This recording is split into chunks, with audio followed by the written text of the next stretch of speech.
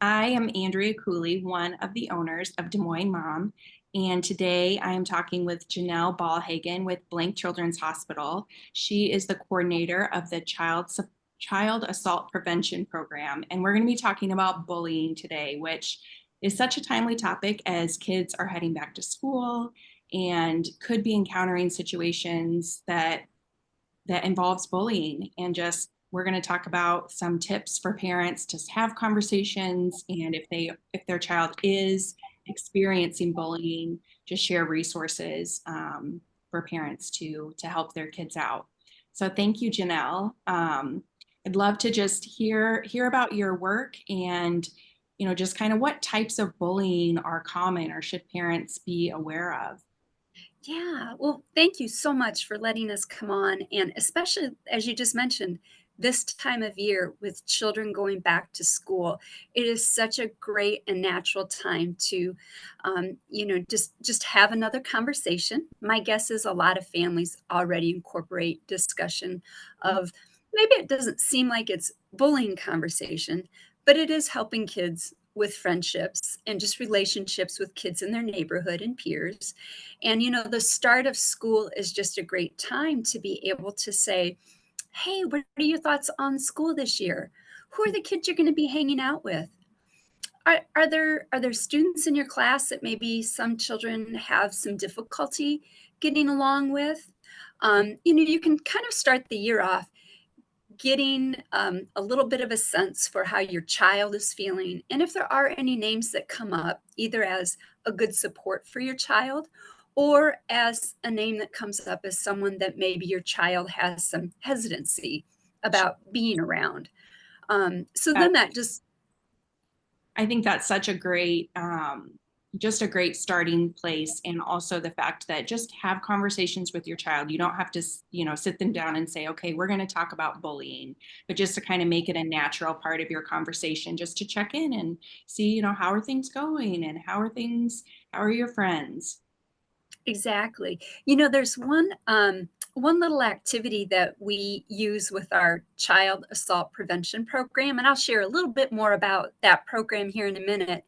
But the child assault prevention program is about teaching children some more information, some skills, some knowledge to help prevent them from being a victim of assault. And when we say assault, we talk about three types of assault from children their age, or what a lot of people would call bullying, assault from a stranger, someone they don't know or don't know well, and then assault from someone that they may know, meaning an adult that they may know. Mhm. So we encourage kids to think about who are five people that you could turn to if you had a problem, if Sure. something had come up. Who are those five people?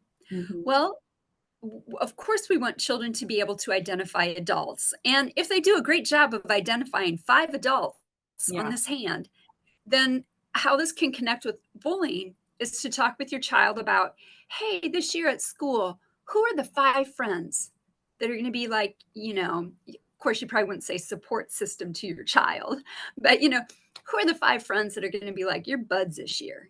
Who are those five people? Yeah. And then kind of check in with them. Maybe it's they're getting ready for a birthday party. Hey, who are the five people you want to invite? Sure. You can begin to hear if there's children who are no longer identified as one of their top five, or if there's newer people that are coming along. So it just gives you that chance to go, okay, something changed here. Someone that they were sharing as a support person or identifying as a support person, hmm, they're no longer they're no longer identified that way. So, sometimes that might be just a subtle way to find out if there might be some problems going on with that friend. Um, Great idea. So if you are talking to your child and you recognize that, maybe things have changed, what's the next step, or what can parents do? What resources are there? yeah, well, as far as resources, before I forget, I do want to share a couple resources. Um, the most popular website I think that a lot of families are already aware of, it's a website called Stop bullying.gov. Okay.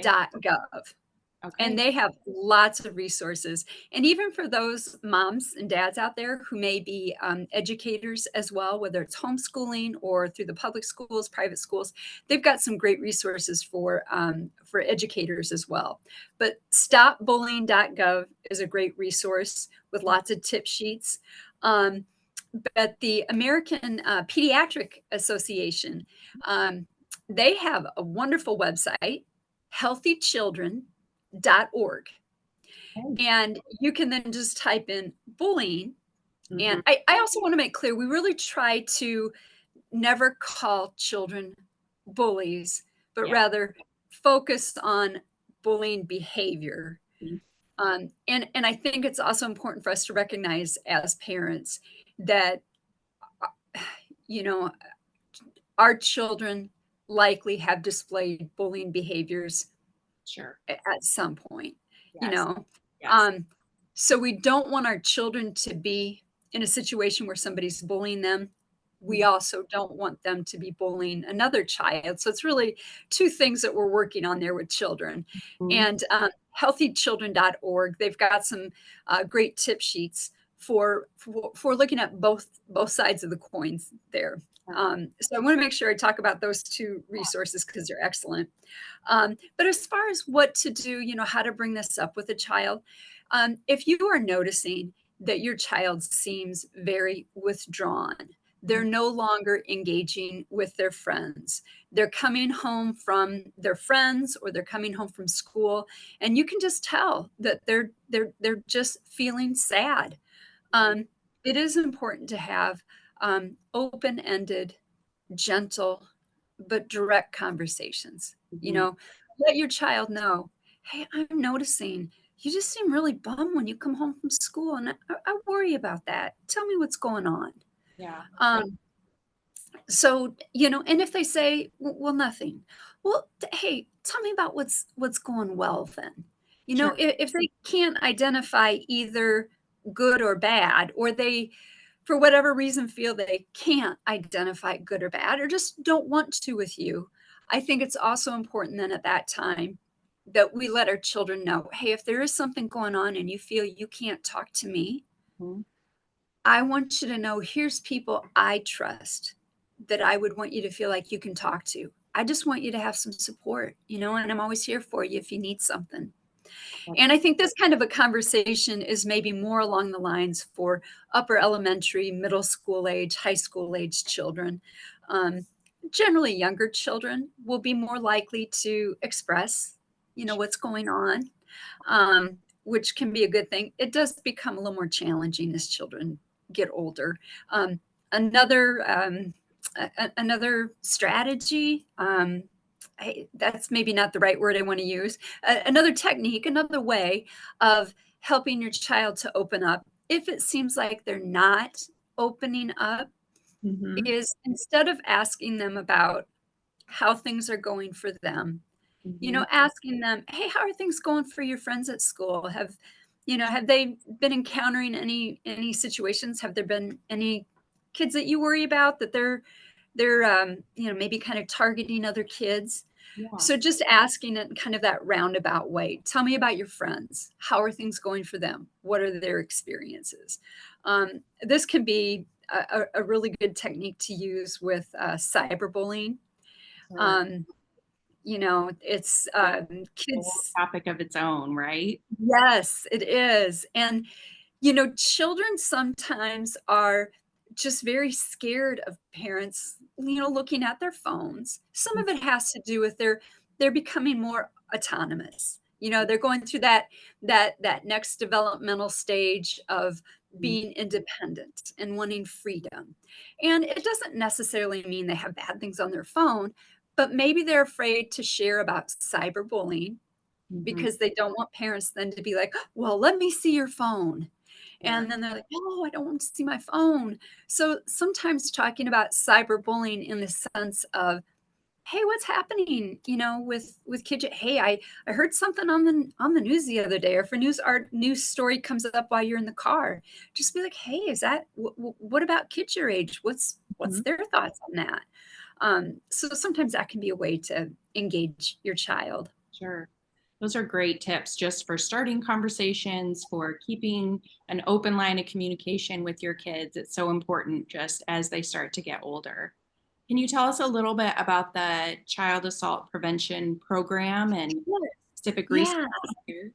Yes, it's a wonderful program. So I worked for years as an adolescent social worker, and and at that point, I'm working with older teens. We also did a lot with college students, and you can really see some of the effects of bullying. And so I was really excited to transfer down here to Blank and start working with our child assault prevention program. And our child assault prevention program works with elementary children. So I'm all about prevention. And it's like whatever we can do to prevent assaults earlier in children, hopefully then we don't see some of these same, effects later on in adolescence. So our child assault prevention program, it's a free workshop for any school. We go into the elementaries and we do a 90-minute workshop, and we focus on three types of assault. And Mhm. one type is bullying. So assault from a child their own age. The second type of assault we talk about is stranger awareness. What to do if somebody you don't know approaches you on the playground. And one thing that we do with our stranger awareness is helping children understand that strangers are not always simply people you don't know.